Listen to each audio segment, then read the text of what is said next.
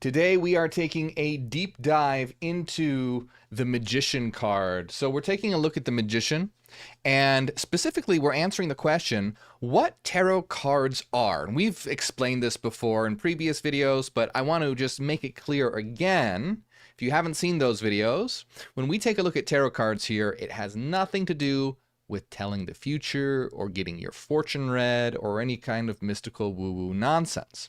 What tarot cards are a rich system of archetypal imagery that allows you to communicate with your unconscious mind. Why? Because the unconscious communicates in symbols, in archetypal language. It doesn't communicate with language. It communicates with an archetypal language, not spoken language like English or anything like that. So when we have these sets of cards, what these cards allow us to do is access our unconscious mind. It allows us, I don't know who it was, but someone described it as dreaming awake. When you are asleep and dreaming, you have all this archetypal imagery going on that is a projection of your unconscious mind. And if you have a shadowy demon attacking you, it doesn't necessarily mean that, obviously it doesn't mean a shadowy demon's literally attacking you. I guess some people would believe that, but that would likely have to do with, oh, I need to take a look at my shadow self, the unconscious. There are aspects of myself that are angry and trying to get out and need to be expressed or need to be dealt with in some way. And so that's an example, is how in a narrative symbolic form of being chased by a demon, it can result in your unconscious trying to communicate with you that you have unconscious issues that you need to look into because they're trying to get out and they're going to ruin your life from the background, etc. And there's a lot we could say about that. But tarot is very, very similar. It's a system of rich archetypal imagery. And you can even see it's clearly very dreamlike. It's clearly very dreamlike. And what this does is allows your unconscious mind to have a canvas on which to project itself, in which you can form a connection. So, but specifically today, we're taking a look at the Magician card. And if you want to know more about tarot specifically, well, no, you know what? We're going to be talking about it all today anyway. So you're in the right place. We're going to be talking about the Magician card what we're doing here is we're taking a look at each of these cards, and we're going to be unlocking elements of the mind. As we understand, we're going to be taking a look at how to communicate with the unconscious mind. We're going to be learning the secret archetypal language of the unconscious, and that's very exciting and very cool. And today we're starting with the Magician, and we're also going to be looking at the Egyptian tarot's interpretation of it as well. So these are both Magician cards. One is from the Rider-Waite deck, and then one is from the Egyptian tarot. And we're going to be taking a look at both of these, seeing what they mean, how they relate to reality, and we're also going to be talking about an interpretation of it from the Law of One, which calls this card the Matrix of the Mind. So there's a lot of really cool stuff to talk about here. And as always, when it comes to topics like this, if you like these kinds of videos, because they're a little different from what I normally talk about on my channel, but if you like these kinds of videos, please hit like so that I know that you like these videos, and that way I can, know that you like them, and I'll make more. I'll make more videos based on what you like, because I want to create videos for you and what resonates with you, because ultimately these are ideas that I want to communicate with as many people as possible.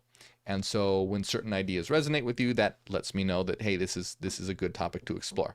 I enjoy this topic very much, but I want to know if you do. So please hit like. Also, please subscribe. And before we get started, hey, if you enjoy my work, consider supporting on Patreon, because it helps out a lot. That's how I'm able to create my videos.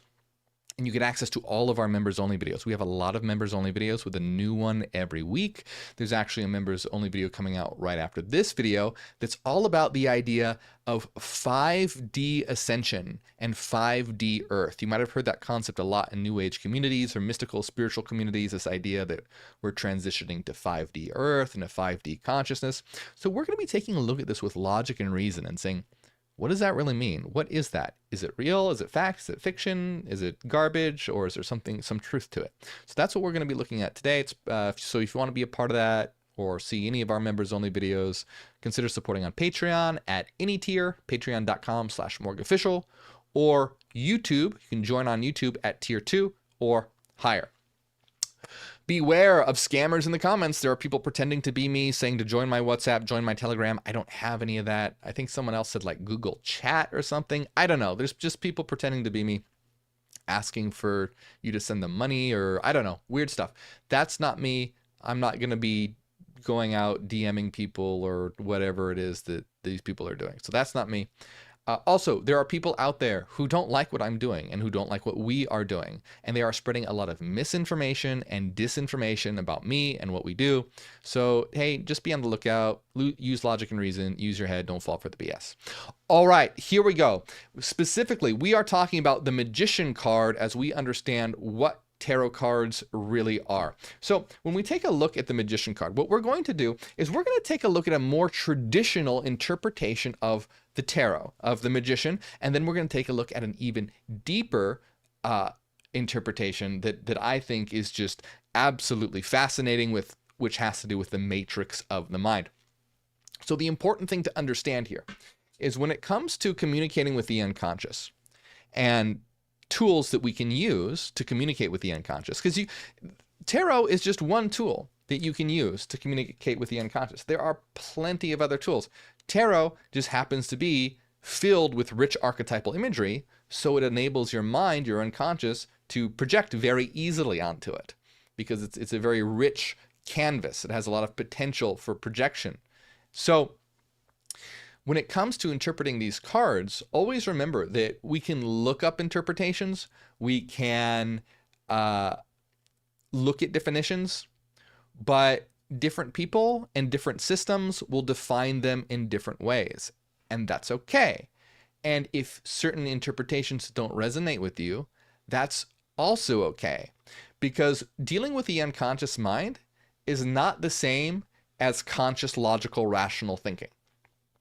Conscious, logical, rational thinking, there's a right answer. 2 + 2 = 4. Doesn't equal 87, doesn't equal -3. It equals 4, it equals 4 for everyone, for me, for you, for everybody. When it comes to the intuitive archetypal domain of the unconscious, that's not the case. The Magician can mean a lot of different things, depending on the person, depending on the system that's interpreting it.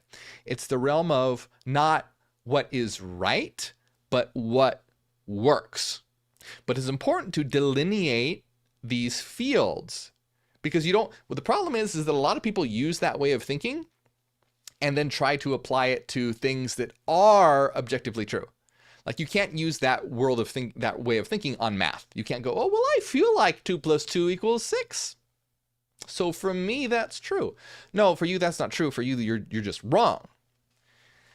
And the problem is with a lot of mystical thinking and New Age thought is that they take that mystical idea of interpreting archetypal symbols and intuitive connection to reality, and they apply it to a lot of objective things. Like, oh, well, I feel, that timeline hopping is a thing. And it's like, well, okay, that's nice that you feel that way. But now we're talking about the actual structure of existence, where things can be and some things can't be.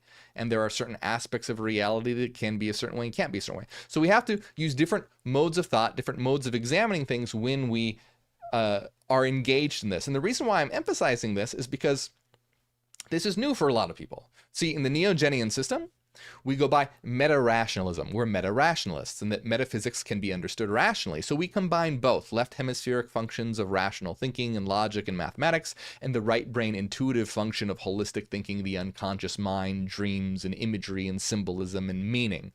And so we synergize the two and realize that they can work together like how they should, but we have to be clear in what domain applies to which method of examining. But and I know people are probably like, well, get to the Magician card. I will.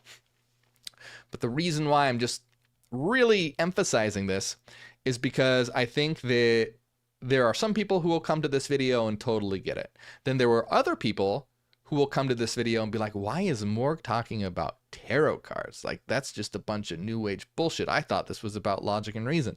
It is about logic and reason, but it's about understanding that we can be connected to the intuitive domain and examine that with logic and reason. Anyway, and then there are other people who will come in and from the opposite side and just think that these things, oh yeah, they can tell my future, and just go into it in way off the deep end. And then if you're doing it that way, then tarot cards aren't helpful.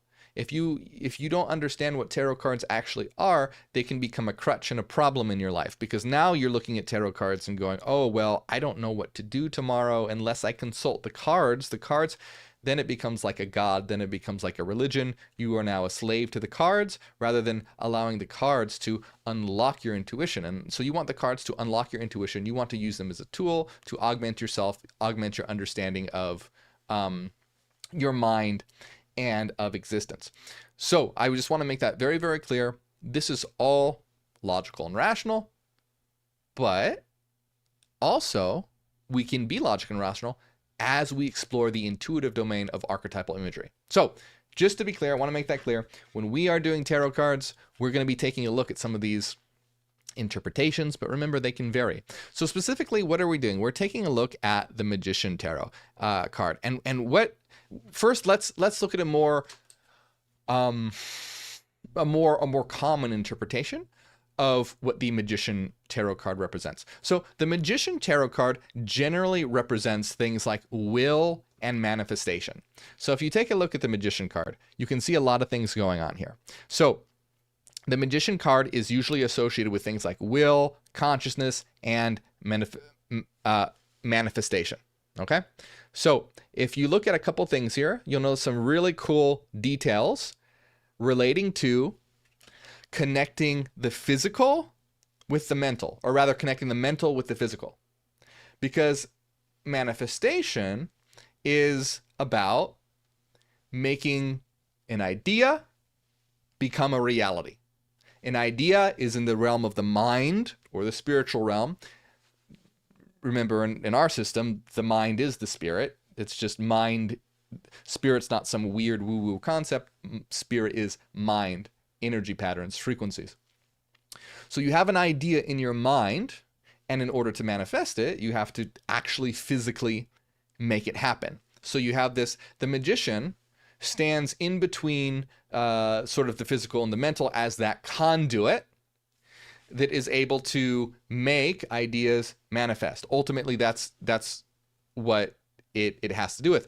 And you can see a lot of cool symbolism. So there's a couple things that I want you to see.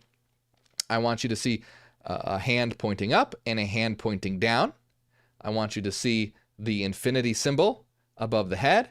And I want you to take a look at the belt, which you probably can't see, but that belt is a serpent biting its tail. It's an Ouroboros.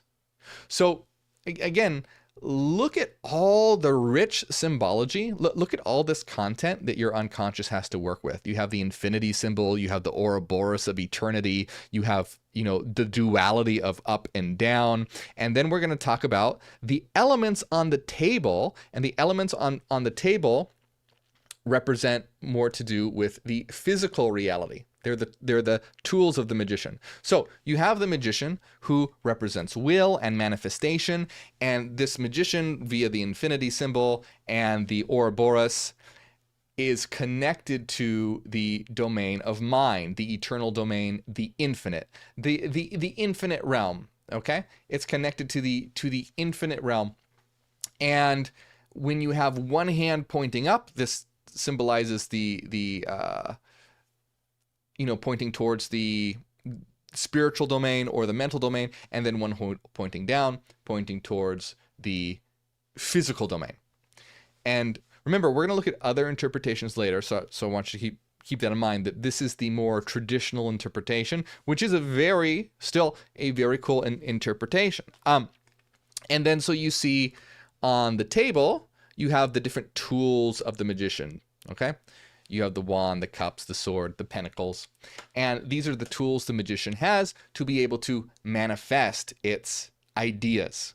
So magician is all about will and manifestation and sort of being in control of creating the reality that you desire. Now, there can be a negative interpretation of the magician card as well, because all these cards, you can interpret them positively or negatively. And usually if they're reversed, people will interpret them negatively. So a negative interpretation of the magician has to do with illusion or trickery. And this can indicate things like falling for some new age guru or some get rich quick scheme or whatever. I think you can imagine that it just has to do with falling for don't fall for the magician's trick. Don't get caught up in the illusion. It has to do with illusion. But see, this is a great way to understand this. See, like, let's say you get the magician card, and let's say it's reversed. And so let's say to you, okay, that is if illusion is something that strikes you and resonates with you intuitively, so then what are you doing? You're diving into your unconscious mind. If that strikes you, right, you look at it and, oh, wow, that's something that really pops out to you. Illusion and trickery. It might not. That's the thing. For many different people, it can mean different things. But for you, if it feels like it clicks, and that's what it has, what you do with intuition. You're trying to find what clicks. Same thing with dream analysis. If you have a blue elephant in your dream and you're trying to figure out what the blue elephant means, you do sort of like a mind association, and you think about, well, what does blue mean to me?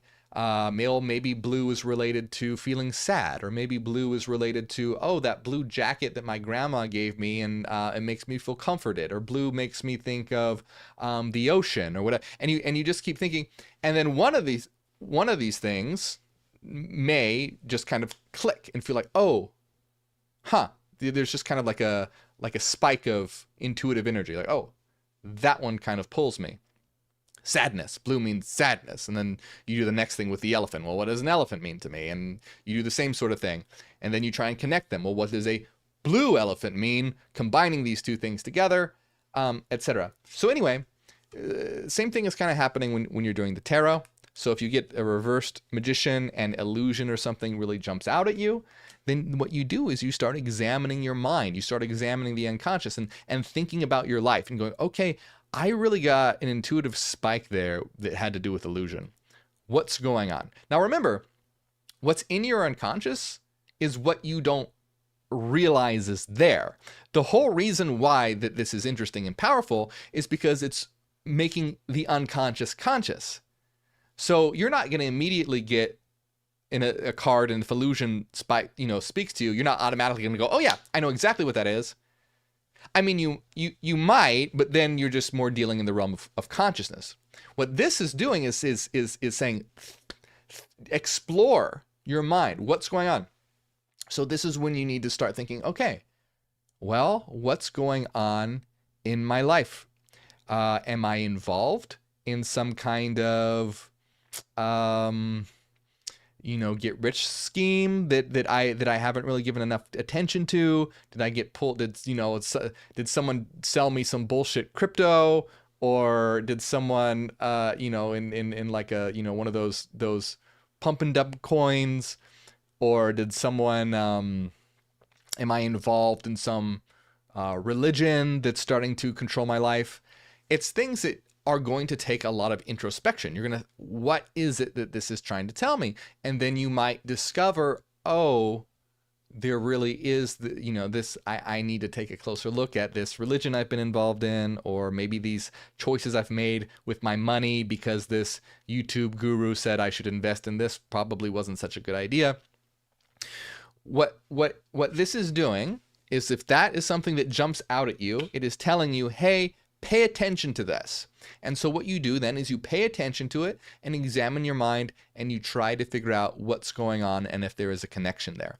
Now you can see there is no weird new age woo-woo spiritual stuff going on here. I mean, it is spiritual in the fact that you're connecting to the unconscious domain, which is a mental spiritual domain of where you are ultimately connected to the source and the ground of all existence. Remember, we don't deny the metaphysical. The metaphysical is very real. And what grounds all reality, this is a mathematical reality of mind and not a physical reality. But we want to be rational about it as well while we're connected to it. We want to synergize those two aspects. So we get this thing, something pops out to us. We have that intuitive spike. And so we examine, and then we find something that may be an issue, and then we can correct it. And this is just one example, but I want you to see here, there's nothing quote unquote magical about this. It's not about predicting the future. It's not about the power of the cards revealing something to you in some weird way. It's the fact that, using illusion as an example, you're engaged in something in your life that is not, that you shouldn't be, that's causing an issue. Your unconscious has realized this. Let's say that you're in a religion that's really, I don't know, promoting some hateful ideology, like our LGBTQ phobic or something. And they're against that. And so let's say consciously you're all wrapped up in it, and you're like, yeah, screw those people. But your unconscious, remember, your unconscious is what you don't know about, is feeling that cognitive dissonance and the the indicators that that's not the way that one should be behaving. So you have this unconscious knowledge that what you're engaged in is not right, but consciously you are all for it. So what the tarot allows is a canvas for your mind to project on. It's a canvas, it's an opportunity for you to have an intuitive spike about an idea, and then this allows you to, you got a spike about that, and then you start looking at it and thinking about it. Okay, what in my life is causing that illusion? And if you don't find anything, that it's not like this works all the time, but this is an example of how you are using the cards as a language to communicate with the unconscious, make the unconscious conscious, and ultimately lead a better life and be the more real you. You see, this isn't about telling the future. It's not about having to consult the cards every time you need to make a decision. That's not a good way to look at tarot. Tarot is a symbolic communication with your unconscious mind that ultimately allows you to be your more true self and to live a better life because you're making corrections like this. And hey, I want to say something else. If tarot doesn't work for you, that's totally fine too. If you try this out for a while and you're like, you know what, this is not clicking with me, that's okay. Remember, Neogenianism is not a religion. It's a knowledge system. So in our system, if tarot doesn't work for you, that's fine. Don't use it.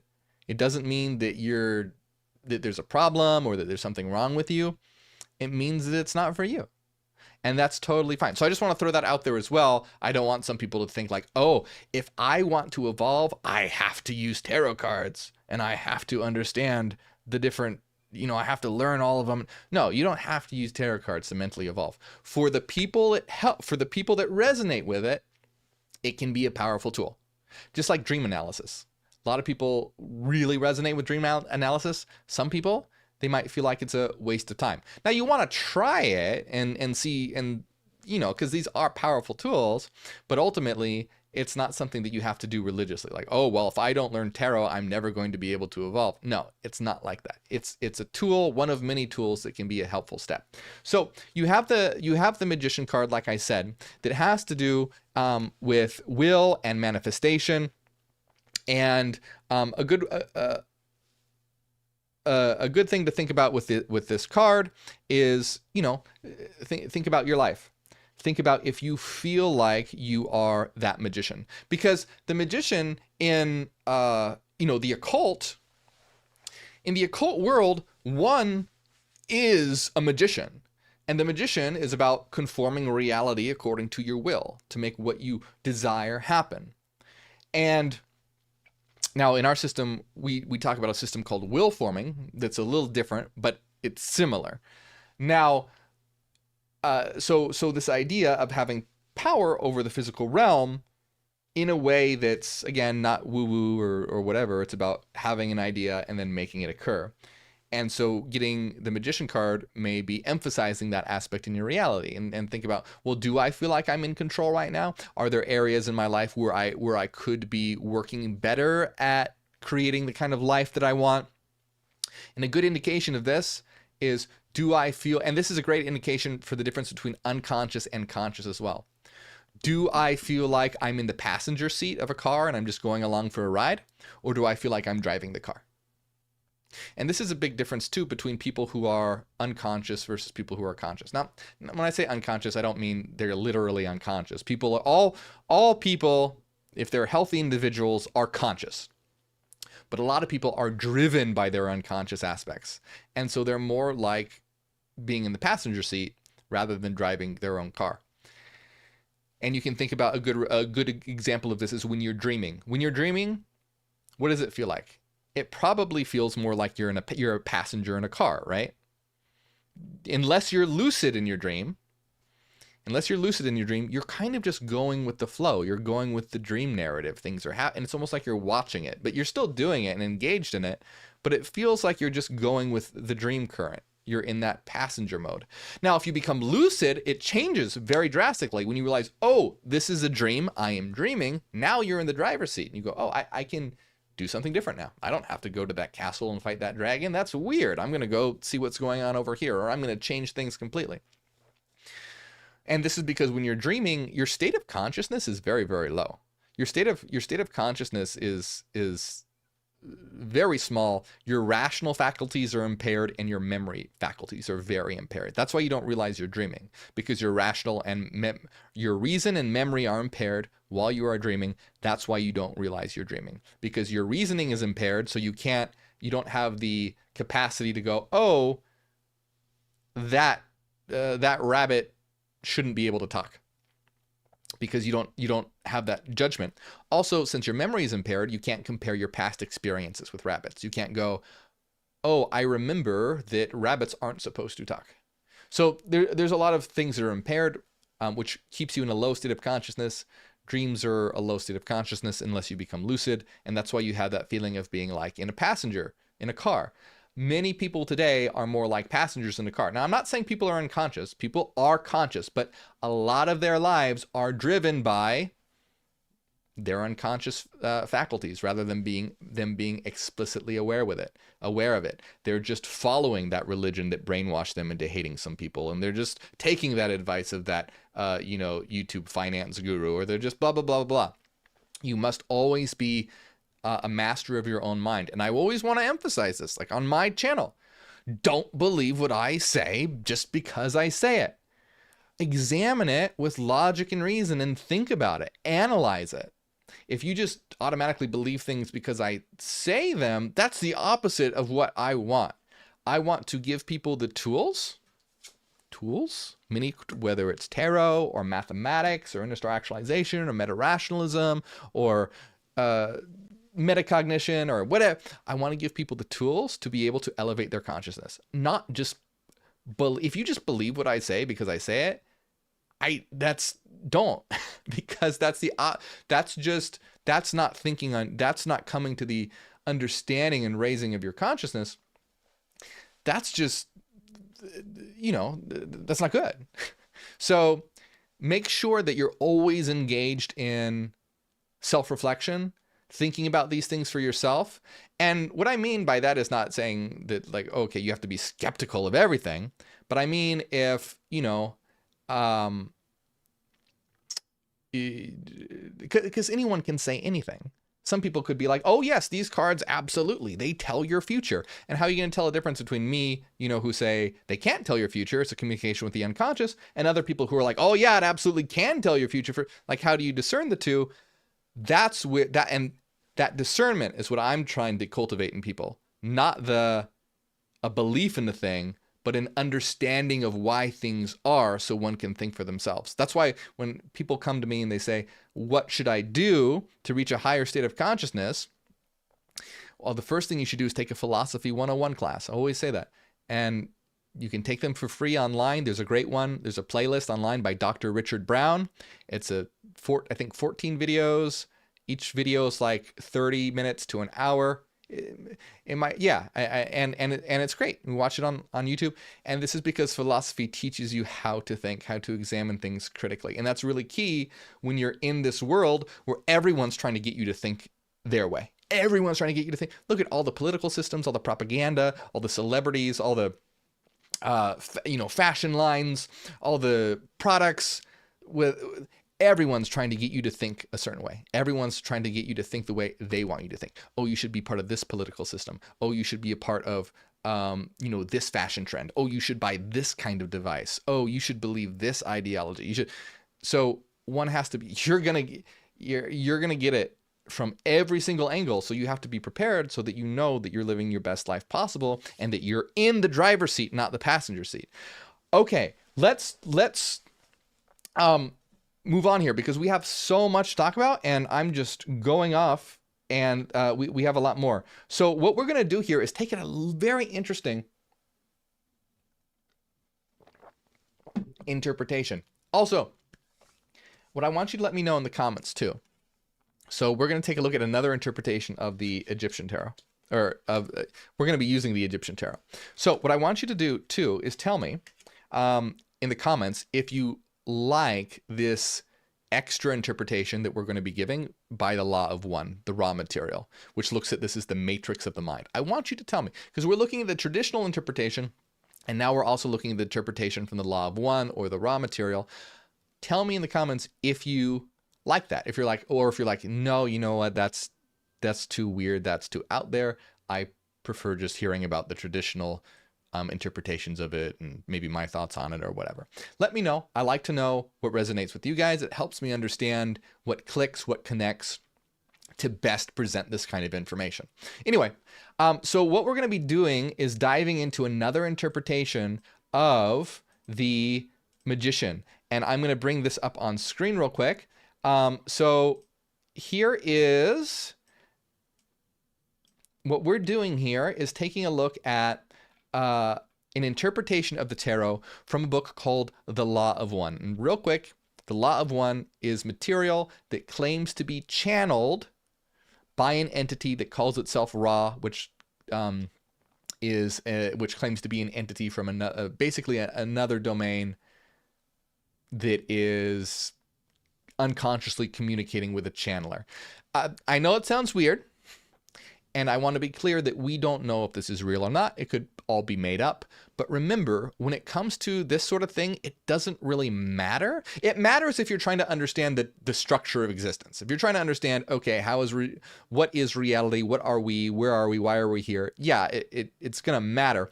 But ultimately, it matters the content that's being said. Like we can examine the content itself. So anyway, this is a set of channeled information by an entity that calls itself Ra, that claims to be a higher dimensional entity that communicated with the Egyptians. And it claims that one of the things that it communicated with them was tarot imagery as a method for learning how existence works. Okay. So, if you want to know more about like what the Law of One is, I have a video on my channel, or a whole playlist on my channel, all about what the Law of One is. So if you want more info on that, check it out. But so this is by an entity that claims to be the entity Ra, that tried to teach humanity the Law of One, which is that we're all one singular mind, according to the raw material, exploring itself in different ways. And it tried to communicate this through the tarot to Egypt at the time.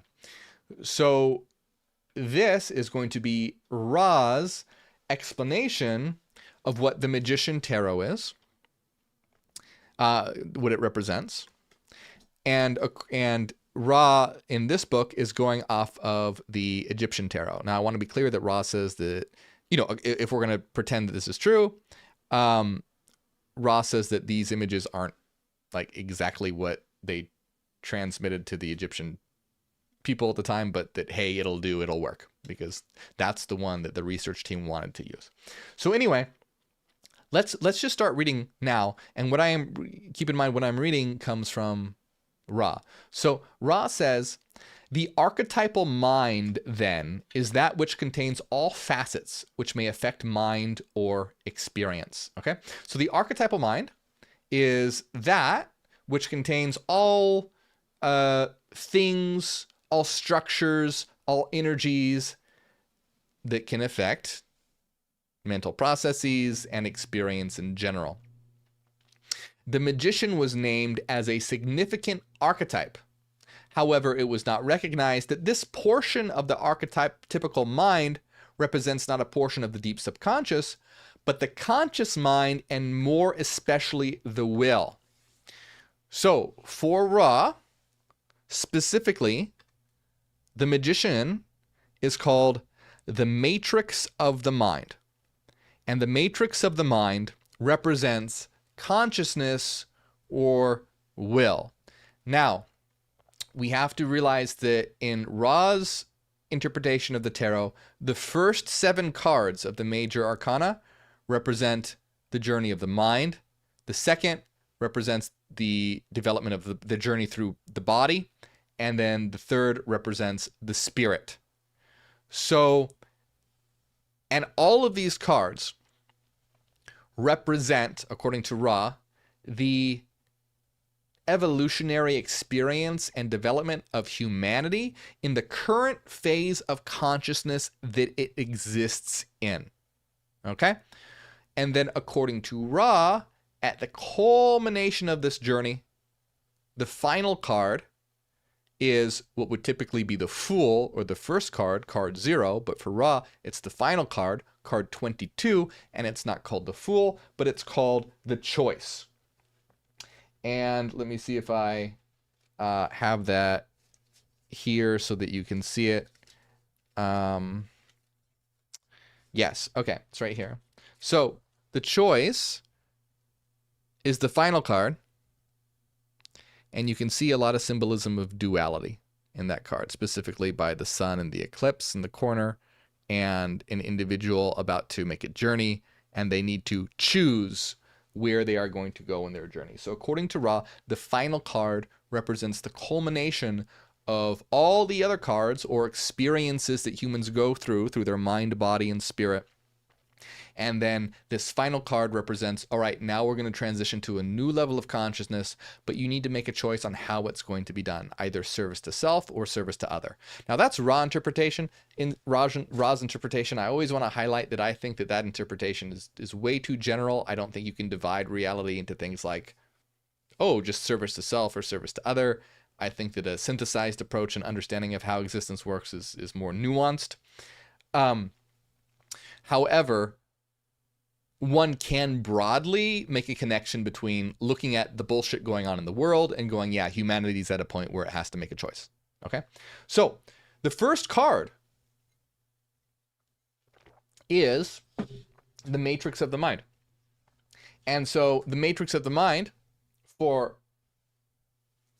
Ra, which is the magician, since it's the first card in our current phase of consciousness, it represents consciousness.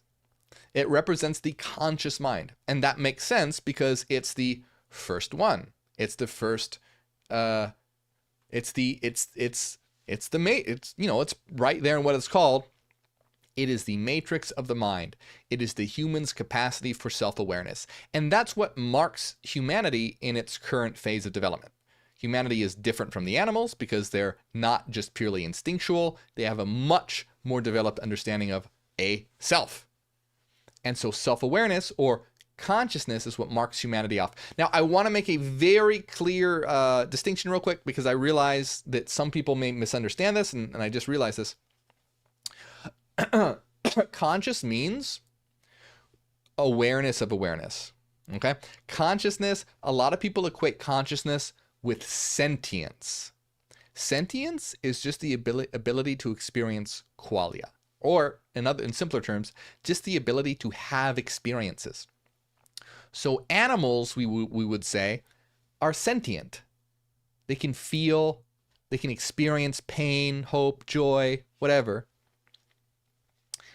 Well, hope is a little more complex because it requires thinking about the future. But they can experience joy and love and sadness and pain and pleasure, etc. So animals are sentient, but they're not fully conscious. They have a very low form of consciousness. Consciousness, whereas sentience is awareness, consciousness is awareness of awareness. So awareness of awareness is, oh, I am aware that I am sentient. I realize that I am a singular independent individual that is having an experience right now. I have developed the concept of I. When I look at myself in the mirror, I realize that that is a reflection of myself, not another entity. It's an awareness of self. So the magician, being the first card as the matrix of the mind, is representing this specific faculty that is important to the development of that marks humanity's consciousness. That this is the phase that humanity is in. Humanity is in the self-aware phase. So the first card represents consciousness or self-awareness. One little thing I want to say real quick, just to emphasize that there are different interpretations. So in Ra's interpretation, these cards represent the development of humanity in its current state of consciousness.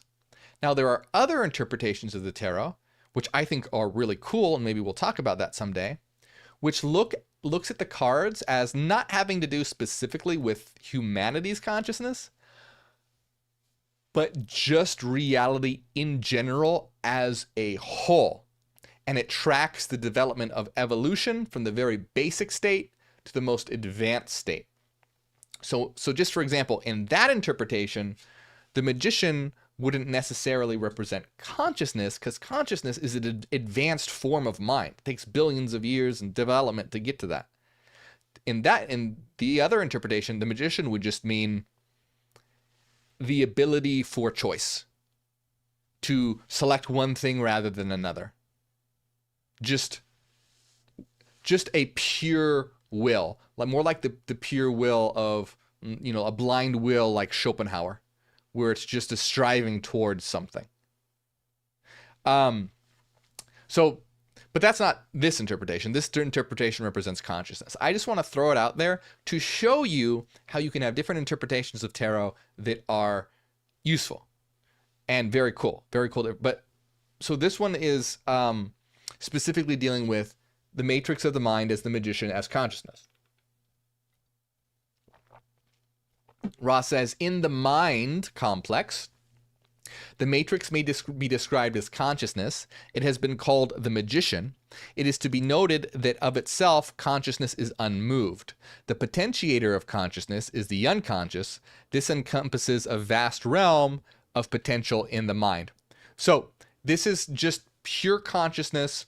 The potentiator of consciousness is the unconscious. So essentially, consciousness without the unconscious is the vast reservoir of potential that consciousness can pull from. So it's what Ra is saying, hey, this represents the consciousness. It doesn't represent the unconscious. We'll look, if you guys want to continue this series, we'll look at the card that represents that next, which would be the High Priestess. But that's not what we're looking at today. And Ra is just emphasizing that this is this is consciousness, does not include the unconscious, which is a vast potential of the mind. You can think of it sort of like as a reservoir from one can draw from. So Ra says, we now address your question as to the archetype, which is the matrix of the mind, or the magician. As to its name, the name of magician is understandable when you consider that consciousness is the great foundation, mystery, and revelation, which makes this particular density possible. What that means is, when Ra says this particular density, it means the state of experience and consciousness that humanity has at its current level. So Ra is saying the magician represents the foundational element that defines the human experience. Consciousness. We're beyond instinctual animals. We've reached consciousness. And most humans are at that level. Many people are starting to rise above that level, and that's what my channel and Neogenianism and our entire movement is all about. It's about helping humanity reach the next level, but we're talking about this level. Consciousness, self-awareness is what marks it off and makes it possible. Ross says, the self-conscious entity is full of the magic of that which is to come. It may be considered first, for the mind is the first of the complexes to be developed by the student of spiritual evolution. Now, Ross says the matrix of the mind, or the magician, is that from which all comes. It is unmoving, yet it is the activator in potential of all mind activity, of potentiation of all mind activity. So this is very, very cool. It's talking about how consciousness is what activates all potential of mind activity. And that's a very interesting thing to look at, and a very interesting thing. So your unconscious is a vast reservoir of potential. According to Ra, consciousness is what activates that potential. So if you, if I'm hungry, I will use my consciousness to activate the potential of my ability to walk up and go get food. That's a very, very simple example, but you can see how consciousness is what activates potential. Ra says, in archetype number 1, represented by tarot card number 1, the magician, or the matrix of the mind. Oh, I'm sorry. This is the questioner speaking, not Ra. In archetype number 1, the tarot card number 1, the matrix of the mind, seems to me have 4 basic parts. Looking at the card, we first and most obvious, the magician as a part, and what seems to be approaching a star. A stork or similar bird seems to be in the cage. On the top of the cage, I'm showing you the wrong card. We have a magician, what seems to be an approaching star, and a stork or similar bird that seems to be in a cage.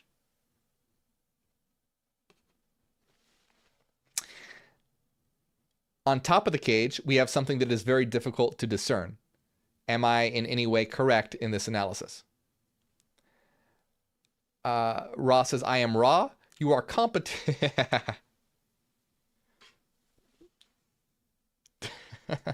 This is what makes me laugh. And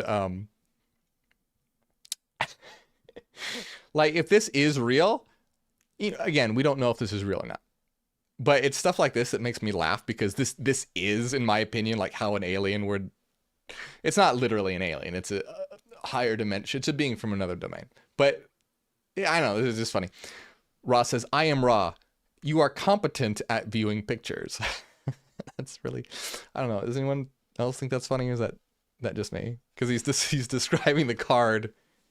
And he's saying, well, first there seems to be a magician and a star and a stork in a cage. And the question goes, is that right? And Ra's like, you're very good at looking at pictures.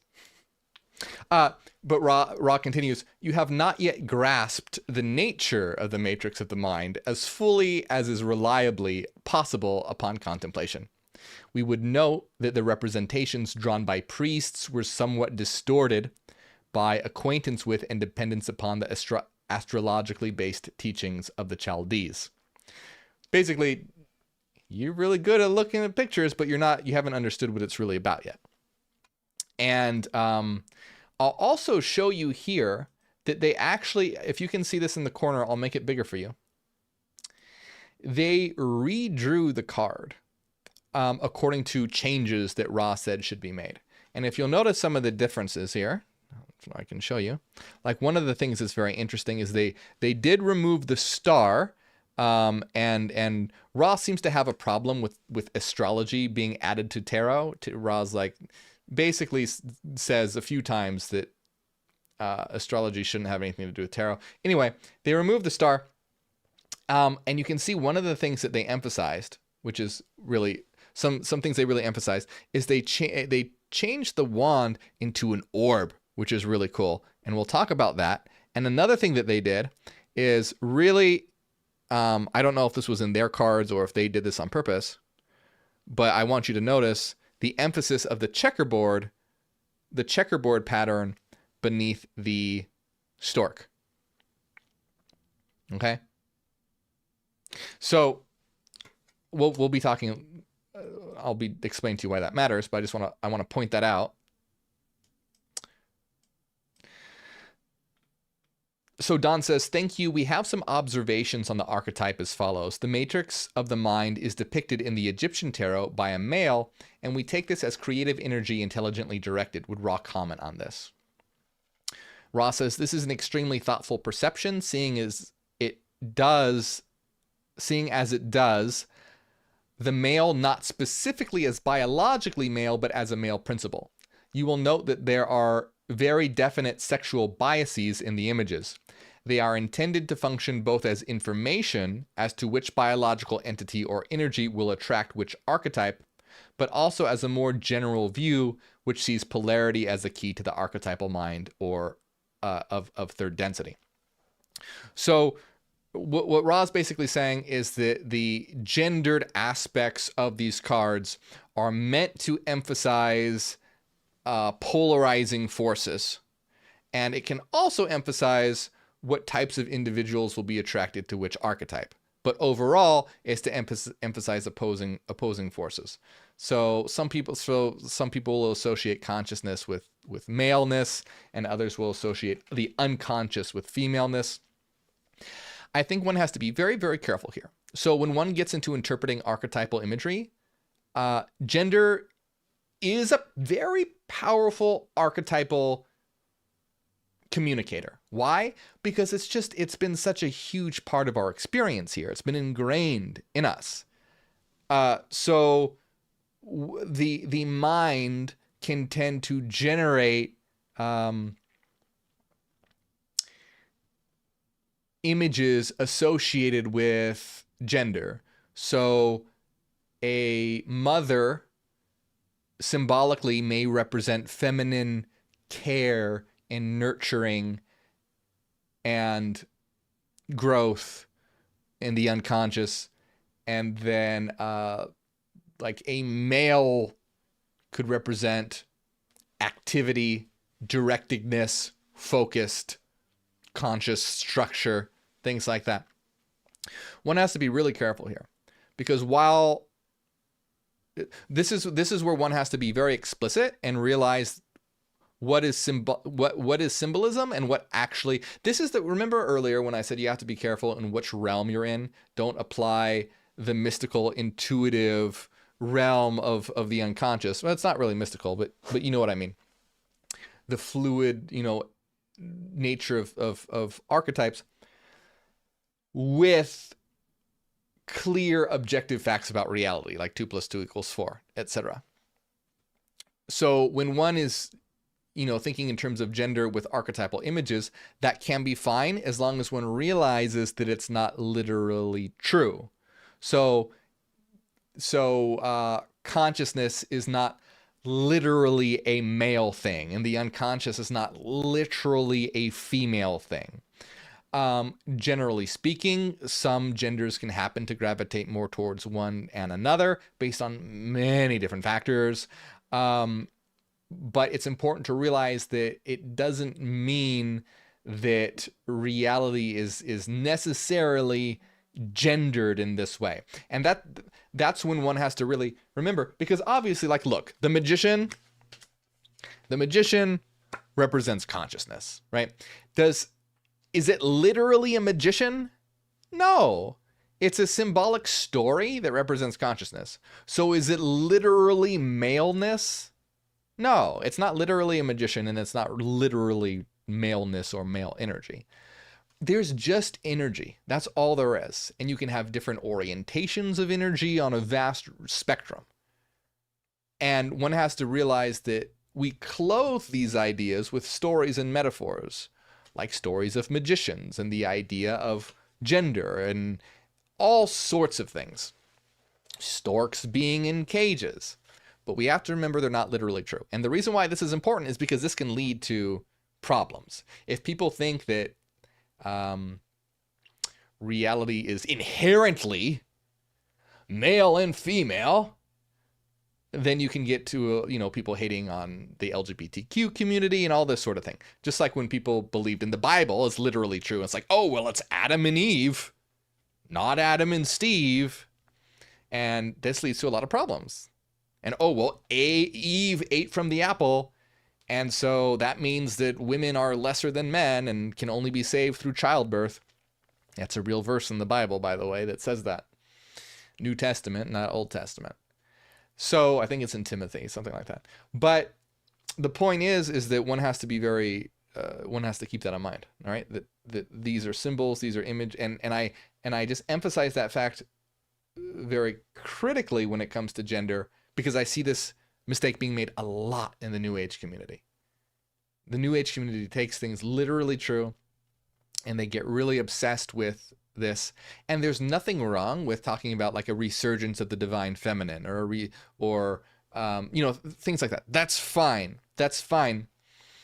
But some of them take it in a very negative way, where they're no longer understanding that this just represents different ways of expressing energy, and they start taking it to be literally true. Like, oh, well, women have to behave this way and men have to behave this way because energetically men do this and women do this. Men are the activator and the action-oriented one, and the woman is the receptor and the receptive one. And if you want to behave that way, that's no problem. If there are men that want to be confined, or not even confined, if there are men who, because that just sounds negative, if there are men who express themselves via that archetypal pattern, that's awesome. And if there are women that express themselves by that, the other, receptive archetypal pattern, and it works for them and they like it and that's how they live their life, no problem with that. The problem begins when you start to say, well, this is how it should be. Men should be this way, and women should be that way. This is your choice. This is your choice. And there are many men who can behave in a completely different way. And there are many women that can behave in a completely different way, or a synthesis of the ideas. And there are many people who may not even want to identify as male or female because they don't want to express themselves in that archetypal language. They don't want to express themselves in that mode of being. Or rather, they want to combine those archetypes together to express themselves in a way where they no longer feel an identity with those specific genders, etc. So this is just something I want to emphasize because there's a lot of dangerous paths that New Age goes down. And that's one of them, there's some danger, like some New Agers reject like medicine and things like that. They get into some really dangerous ideas. And one of the dangerous ideas is, they fall into all these different wild conspiracy theories. And one of the dangerous ideas is this idea of, oh, men should be this way and women should be that way. I see a lot of very popular, very, very popular New Age spiritual gurus saying things like that. And that's not okay. You can absolutely say that men can be this way and women can be that way, and this particular dynamic can result in this, and this particular, if men behave this way and want to behave this way, this can cause women who are behaving that way. That's fine. You can say that, but not that, oh, it must be this way, or it should be this way, or this is the right way for it to be. Because now you're not understanding how energy works. This is our realm to explore how we so will. This is the way in which we manifest our will. We can manifest it in a way that it is conducive to who we are internally. And this biological avatar doesn't mean shit. It's just a vehicle. And we're going to get to a point in technology and advancement where we can change our bodies all the time, and it's not going to matter. No one's even going to remember what gender they are, probably, because they'll be changing it constantly. I'm being a little dramatic here, but you get what I mean. You get what I mean. It's this reality is a reality for us to mold in whatever way we so will. Anyway, I digress. That's just a topic that's important to me because I see. Remember, I grew up in a strict Christian household. I know what it's like to be brainwashed. I know how people do this shit. and I know how negative ideas can arise. That's one that needs to be looked at. This idea of like, oh, well, because of feminine energy and masculine energy, men need to be this way and females need to be this way, and this is the way it should be and is supposed to be. No, according to you, but don't tell other people that that's how it should be. If that's how you want to live your life, that's great. More power to you. Go for it. That's awesome. And I think exploring energy dynamics are really cool. I think it would be really boring if everyone is the same. So if you want to have a feminine, masculine polarity dynamic like that, that's really cool. That's great. I think that that's a very interesting dynamic to explore, but it's not something that everyone has to do. Let's continue talking about the magician. Secondly, we have the wand, which has been seen as the power of will, would Ra comment. That's the questioner asking. Ra says, I am Ra. The concept of will is indeed pouring forth from each facet of the image of the matrix of the mind. The wand as the will, however, is, shall we say, an astrological derivative of the outreaching hand forming the, shall we say, magical gesture. The excellent portion of the image, which may be seen distinctly as separate from the concept of the wand, is that sphere which indicates the spiritual nature of the objective of the will of one wishing to do magical acts within the manifestation of your density. All right, so this is a really cool part. The questioner says, "Hey, does the wand that the magician is holding, does that represent the will?" And for some reason, I'm not exactly sure why, Ra says that has to do with an astrological derivative, and basically Ra doesn't really think it should be a wand. Ra says it should be a sphere, and that's why you can see in the image that they redrew, they drew it as a sphere. And I think that this is a really cool idea, and it's interesting. Because the wand is typically seen, I kind of see the appeal to both. And I think the sphere is really cool, though. The sphere definitely has. The wand is typically seen as very action oriented, in terms of the magician. Like, I am, commanding my will, casting my magical wand to make what I want happen. But Ra says it should be a sphere. And this is very cool because the reason why Ra says the sphere indicates the spiritual nature of the object of the will of one wishing to do magical acts within the manifestation of your density. So one can imagine the magician,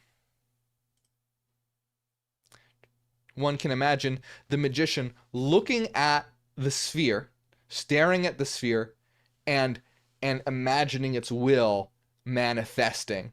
And this is sort of this idea of representing the spiritual nature manifest through the will, through this sort of power of gazing into the sphere and imagining one's will coming to pass. It's cool. I like it. It's very different.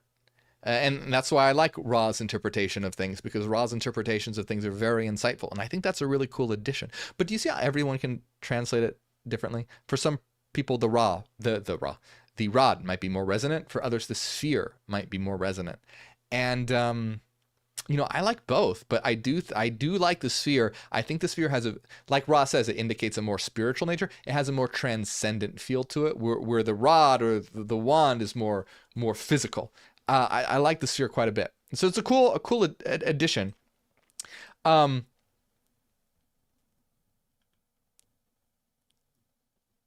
indicates the spiritual nature of the object of the will of one wishing to do magical acts within the manifestation of your density. And for those who don't know what magical acts are, magical acts have nothing to do with casting spells.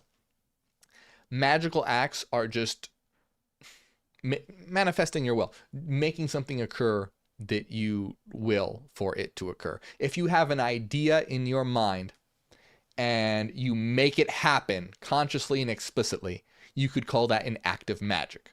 It's not about literally making things happening that defy the laws of physics or anything like that. Magic, when properly understood, is just an advanced form of psychology and making happen what you want happen by understanding how the mind works. So the questioner says the square cage may represent the material illusion in unmagical shape, would Ra comment. Ra says, the square, wherever seen, is the symbol of the third density illusion, and may be either seen as unmagical or in the proper configuration as having been manifested within, that is, the material world given life. So this is really cool. You have, in contrast to the circular sphere, the square cage. This square cage, we can see it in this version as well. The square cage, according to this interpretation, represents the material illusion, the illusion of the material world. Interesting idea to represent it as a cage, right? Very cool. So the questioner says the dark area around the square would then be the darkness of the subconscious mind. Would Ra comment? And Ra says, there is no further thing to say to the perceptive student. So, you know, you have the dark area surrounding it. And then the questioner says, the checkered portion would represent polarity. And Ra says, I am Ra, this is also satisfactory.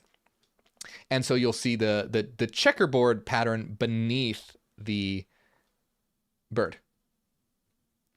So the checkerboard pattern beneath the bird represents, you know, sort of the foundation that the material world rests on. In this particular density or form of consciousness that humanity is in, which represents polarity or opposing forces, this dialectical opposing forces. And that's what defines this particular density or consciousness level that we're in, according to Ra. And I mean, look around you. It's full of clash polarities. My way is right. No, my way is right. No, my God is right. No, my God is right. Clashing of polarity. So you have this checkerboard pattern representing that. Next phase of reality will be much more about unity, not so checkered like this, much more unified. And interesting to note, also, you will see checkerboard patterns everywhere in Freemasonry symbolism. Freemasonry symbolism has checkerboard patterns everywhere. Very similar idea. Also related to chess pieces, as looking at reality as like a game as well.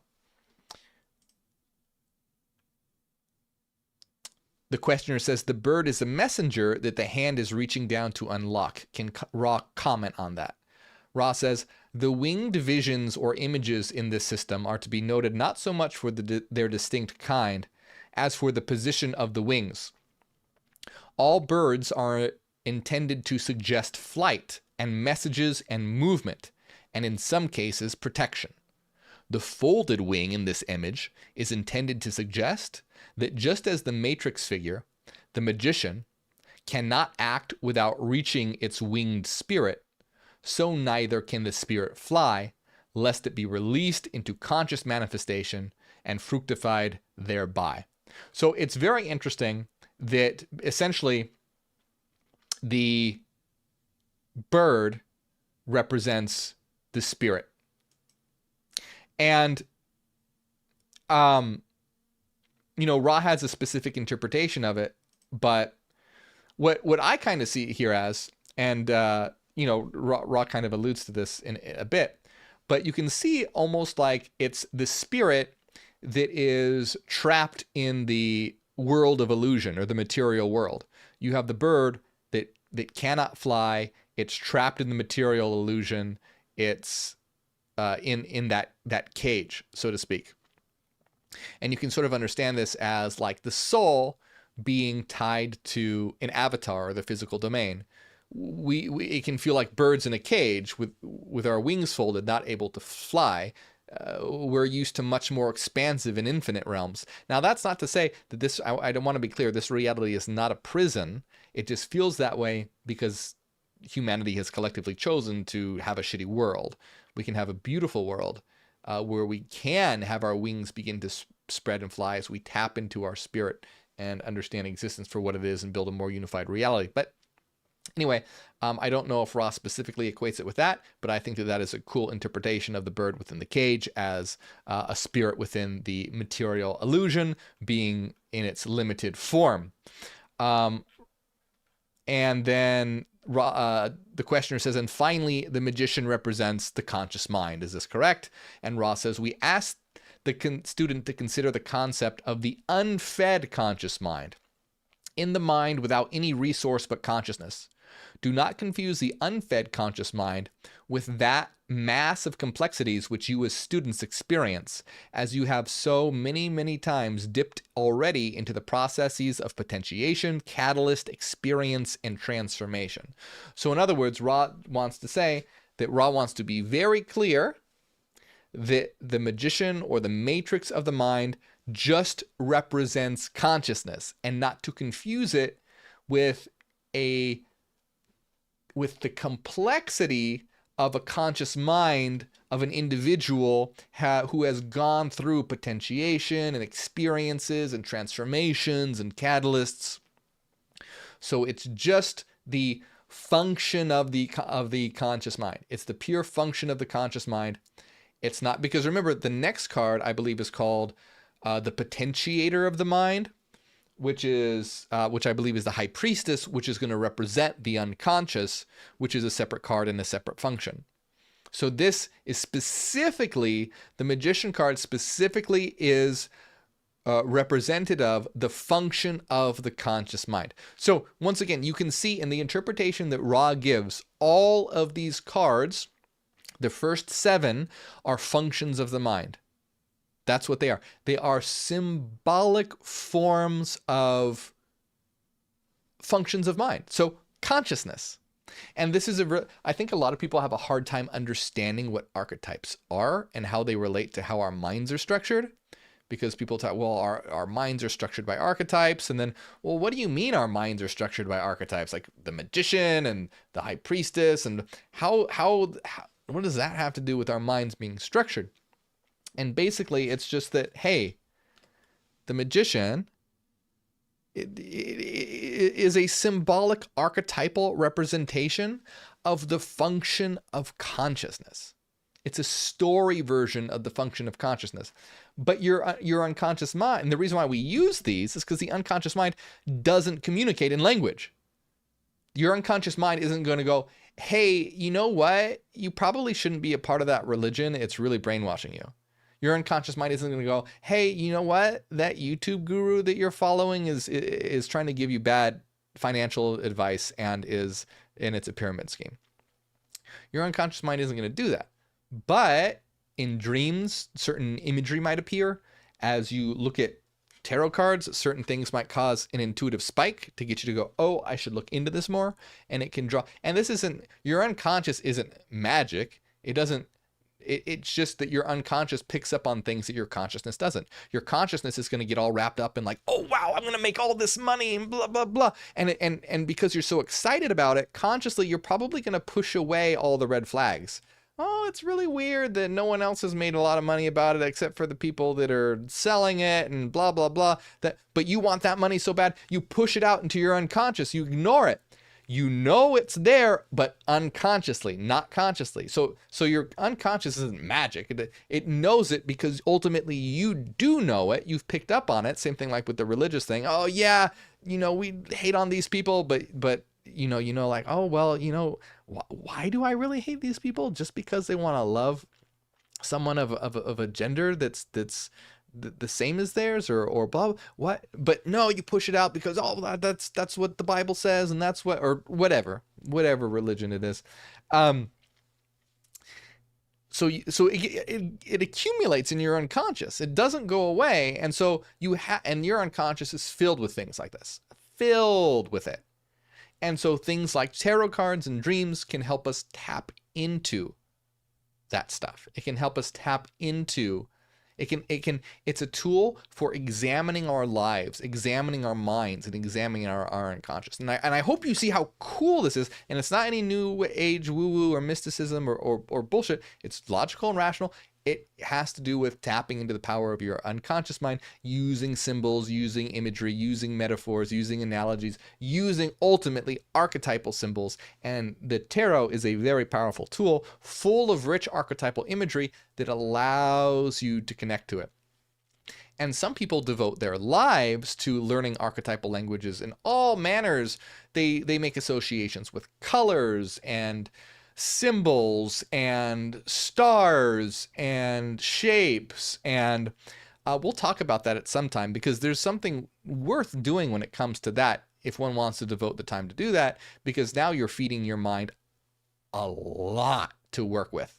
It's kind of like teaching yourself a new language. Like, it's like kind of like your unconscious communicates in, Russian or Japanese or something. And let's say your unconscious communicates in it communicates in Russian and Japanese and German and Vietnamese. Let's say it communicates all these different languages. As you learn different archetypal symbols, it can help you, like maybe tarot helps you understand the German part. And then understanding, different color correspondences helps you understand the Russian part or something. And through this, it just gives your mind more material to communicate with you. Now, this is not an exact metaphor. That's not a great metaphor, but I'm trying to get the idea across as simply as I can. But one has to remember that it's not rigid like a language. It's not like, oh, okay, well, this word always means this thing. It's fluid, it's dynamic, it's changing, it's transforming, and it has to do with, whatever intuitive spikes that you're getting personally. So that is the big deep dive into the Magician card. What I want to know from you guys is two things. And I want you to tell me in the comments, not in the live chat. You can tell me in the live chat, but specifically if you're watching the replay, I want you to tell me in the comments. One, do you want more of these videos? Do you want to continue to dive into the tarot one by one as we explore each one? First, tell me that. Second, do you like including the Law of One, Ra's interpretation as well, or would you prefer that part not to be there? Curious about both of those things. Let me know in the comments. It helps me determine what sort of videos to make and what kind of, how to present the information in a way that resonates with people, so that we can have a pleasant time understanding the mysteries and the nature of the mind. As always, hey, I have more videos on tarot. Check it out. There's a playlist. And if you enjoy my videos, hey, consider supporting on Patreon. It helps out a lot. You get access to all our members only videos. Just like we talked about tarot in our next members only video that's happening right after this, we're going to talk about what 5D consciousness is and 5D Earth. Is that something that we can work with, or is it a bunch of BS? That's what we're talking about. You can be a part of that. Just support any tier on Patreon. The link's right here. Or you can join and be a member on YouTube at tier 2 or higher. And remember, this isn't church, so you don't have to support monetarily. Only do so if you feel good about it and you want to, and you're able to do so comfortably. But if you can't, that's fine. There are plenty of free ways you can support, like liking and sharing and subscribing. But I do want to give a big shout out to everyone who does support, because I do appreciate it very much. Big shout out to Renaissance Fairy, Cassidy, Angela, the Halloween Mom, DB, Enki, Nusalina, Paul Rogers III, Eric Fire, Masam, Christopher Smith, and everyone else. Thank you very much.